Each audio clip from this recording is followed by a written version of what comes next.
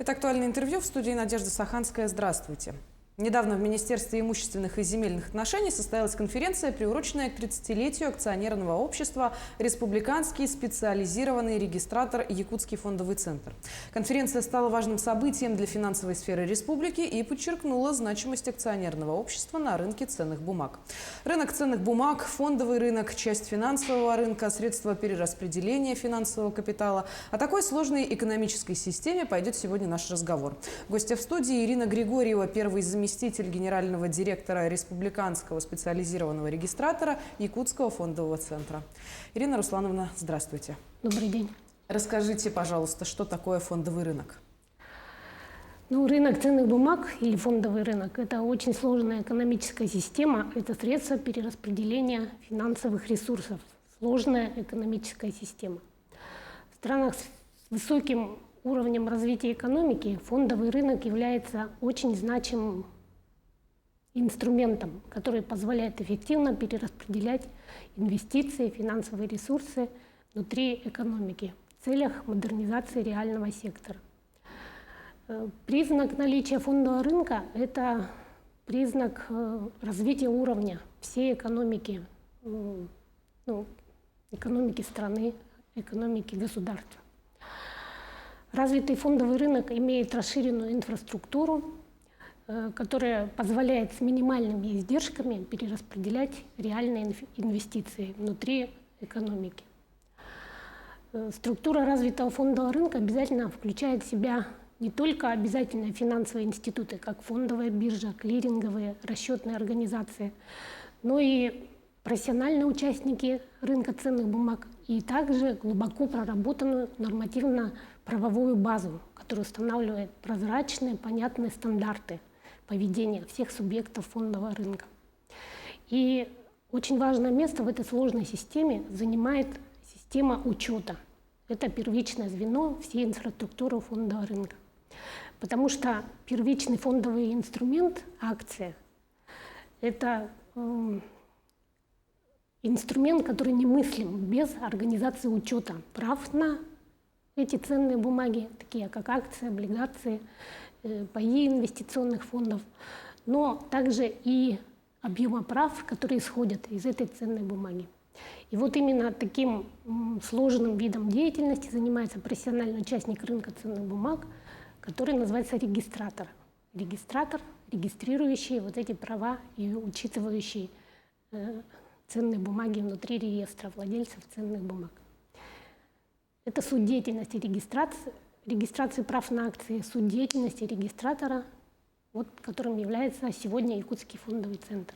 Получается, Якутский фондовый центр ведет реестр ценных бумаг? Да, совершенно верно, да. Это единственный вид деятельности, основной из видов деятельности на рынке ценных бумаг в соответствии со статьей 8 Федерального закона о рынке ценных бумаг Российской Федерации. Скажите, а когда был создан Якутский фондовый центр? Наше акционерное общество «Якутский фондовый центр» был создан 30 лет назад.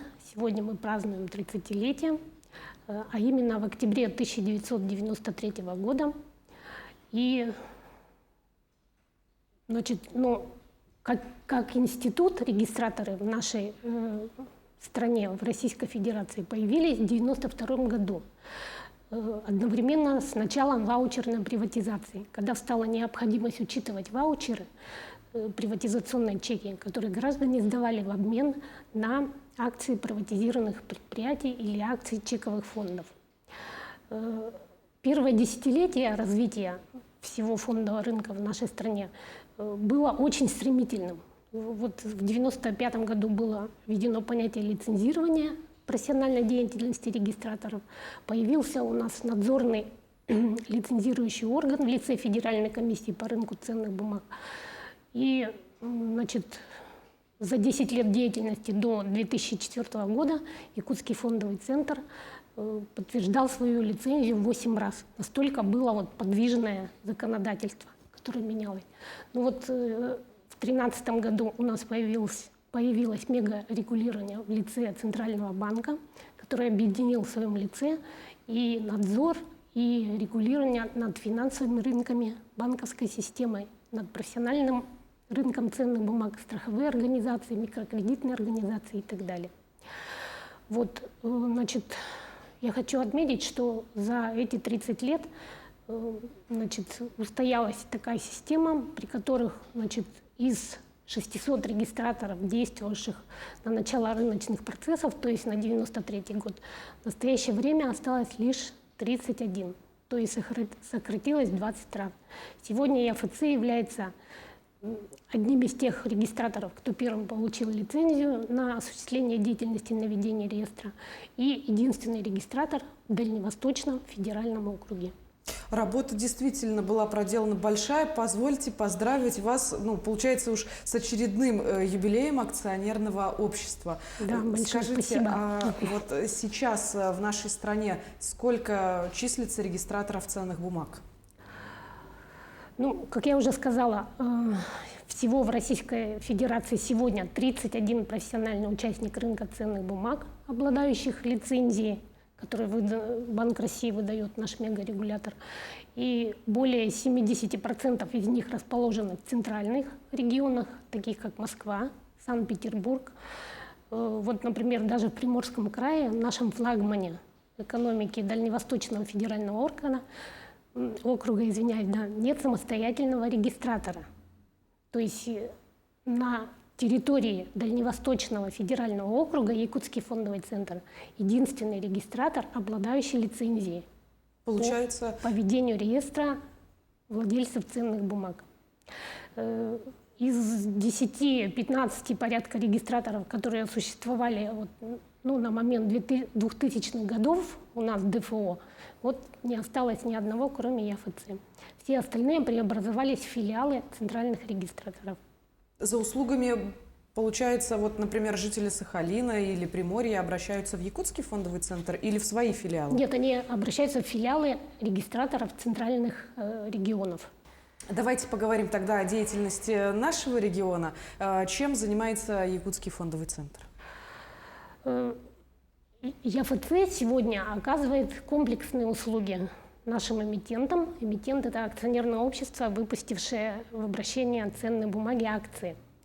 Значит, в части ведения реестра владельцев ценных бумаг акций, то есть учет владельцев, которые содержатся в реестре.